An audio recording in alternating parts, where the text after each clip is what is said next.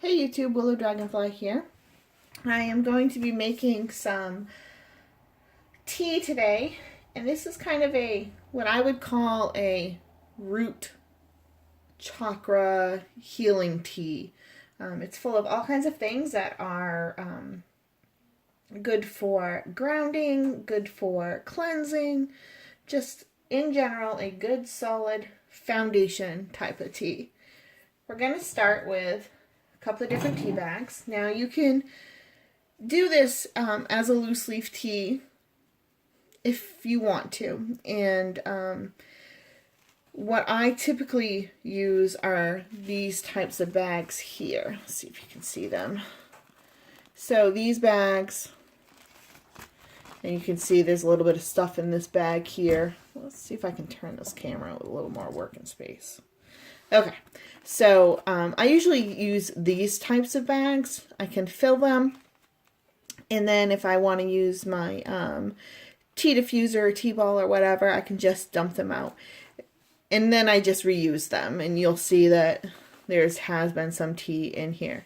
And the reason I do things out in the tea bag is I like my tea to be relatively consistent, and I find with some of the homemade teas, the mixes, they just don't mix well enough for me. One cup may be full of, say, dandelion leaf, and the next one is full of peppermint, and it just doesn't mix as consistently as I would like.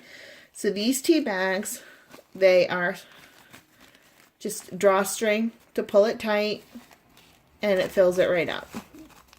I mean, you fill it right up, whatever.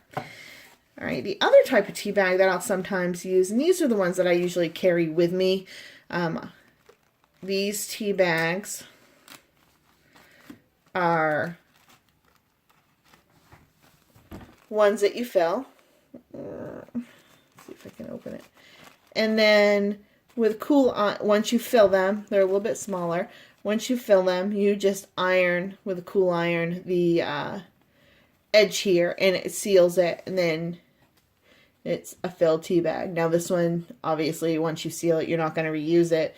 So like I said, these are the type I carry with me. I often take these to work or carry in my bag. They're just a little more convenient for those kinds of things. So for today's purposes, we're going to use these tea bags. And just for the sake of the video, I am just going to use one. Typically what I would do as I'm making the tea, each component of the tea, I would do one at a time into the bags so that, again, my tea is relatively consistent. I already have some of the root tea made up in the kitchen, so I'm only going to do one just for the purposes of this video. Our ingredients are going to be a base tea. In this case, I'm using a honey bush tea. It's a little bit sweet. It has good grounding properties. It actually is a root chakra correspondence. If you read some of the different books on chakras and things, you'll find honey bush tea mentioned. Now, I really don't know a whole lot about the honey bush tea other than the honey bush itself is relatively low to the ground. I don't know anything else other than that, and it tastes good. So we're going to use some of that. And this I happen to get from Mountain Rose Herbs. So the other thing about this tea, it's kind of a red tea. Again, a good chakra color. So we're going to use some honey bush tea. Dandelion leaf, put it in the camera here, and dandelion leaf is good as cleansing, good grounding, straight from the ground, you know. Some cloves, and again, cloves are good cleansing purposes. They also remind me of wood, of trees, and trees to me are very grounding. Nettle. And nettle leaf, nettle is definitely a good cleanser. And so your root chakra, you want it to be, the root into the ground and, minimize your impurities.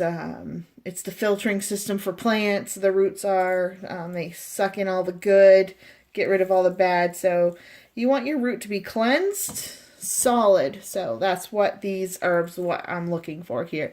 And this is a little bit of dandelion root because it's the root itself. And we're going to crush that a little bit and put some of that in the tea. But I only use a little tiny bit. It's very similar to a coffee tasting when you use dandelion root. So I only use a little in the tea. In fact, this summer I need to really harvest some of that. And then some, I have no idea how to say this, Schizandra berries. Now, I use these for other medicinal purposes and cleansing, vitamin C. They also give the tea a red tinge, which is kind of what I'm looking for. In a bunch of correspondence books, I found them mentioned as the root part of a root chakra correspondence. Let me pause you for just a second because I have somebody coming in the room. Hang right on.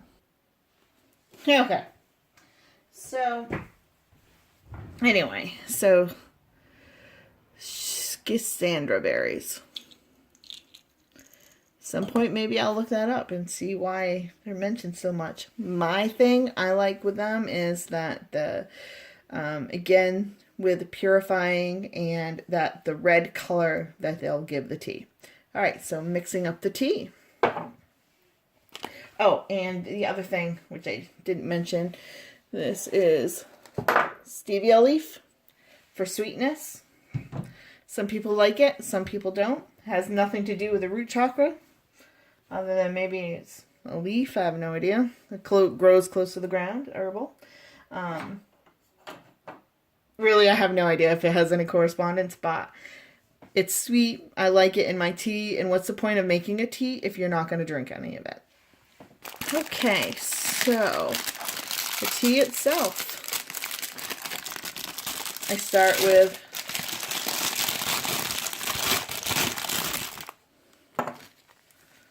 the honeybush tea.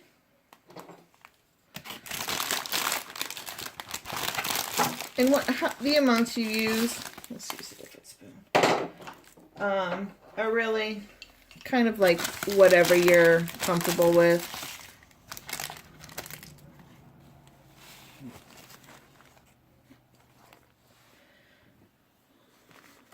All right. And this is 1 teaspoon. Yeah, 1 teaspoon. So 1 teaspoon of the honeybush.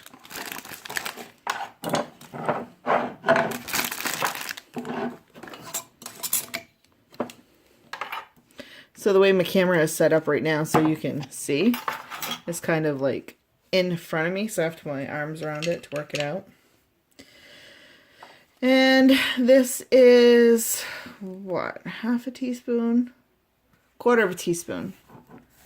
Quarter of a teaspoon or so of the dandelion leaf.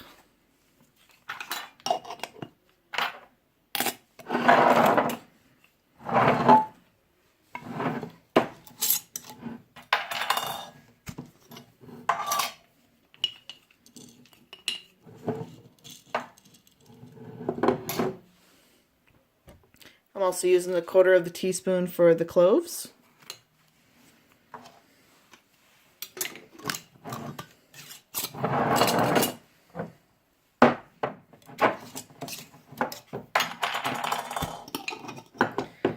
Next is the nettle. And for the nettle, I'm going to use half a teaspoon. And again, these aren't like, 100% accurate, but I'll give you the gist of it.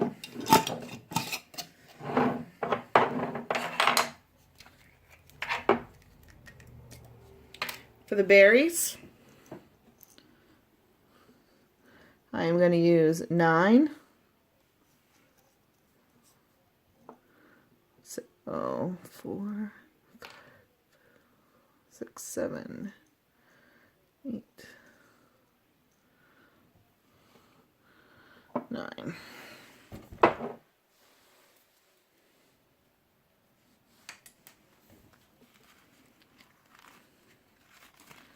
So 9 berries.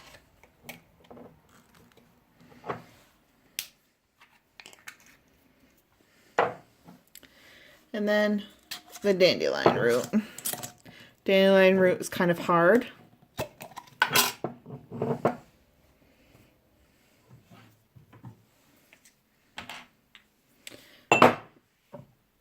And I'm just going to put a little bit in here. I might be able to crush it. I might not, based on.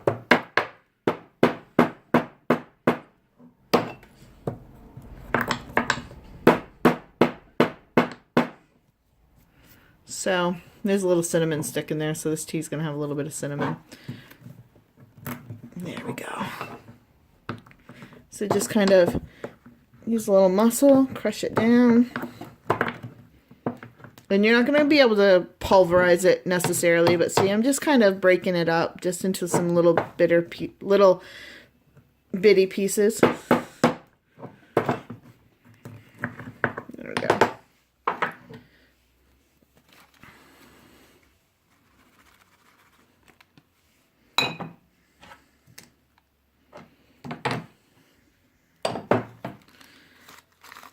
And then last, some stevia. And just because my jar is so big, I'm going to scoop it out over here. And I'm going to use 1/4 teaspoon of stevia.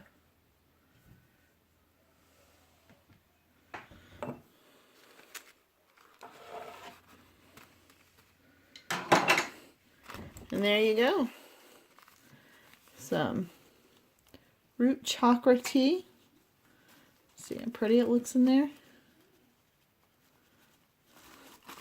So for this, I typically use boiling water. Steep it about 7 minutes maybe. I'm a 7-minute kind of person. You could do it longer for stronger, whatever you want. It doesn't have anything in it like valerian or... Trying to think of some of the other ones that can be kind of rough if you steep them too long, wormwood, things like that. So you could do about 7 minutes, and it makes a nice cup of tea. So let me go do that for you, and I'll bring it right back. Okay, so I totally lied about making the cup of tea.